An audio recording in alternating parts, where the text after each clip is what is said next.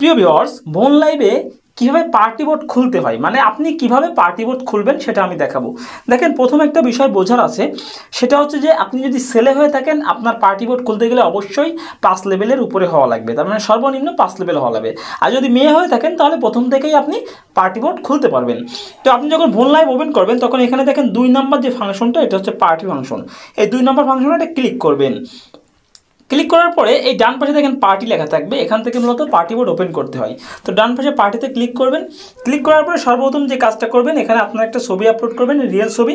তারপরে এখানে welcome, high, hello কিছু একটা লিখে দিবেন। লেখার পরে নিচে থেকে চ্যাটিং, সিঙ্গিং, ড্যান্সিং যে কোনো কিছু একটা সিলেক্ট করবেন। সিলেক্ট করার পরে এখানে ভয়েস আর ভিডিও দেওয়া আছে, এখান থেকে ভয়েসটা সিলেক্ট করবেন।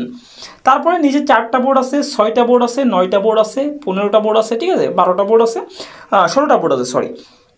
তো এখান থেকে আপনি 3টে খুলতে পারবেন। কোনটা কোনটা খুলতে পারবেন? এই প্রথম 3টে, 1, 2, 3টে খুলতে পারবেন।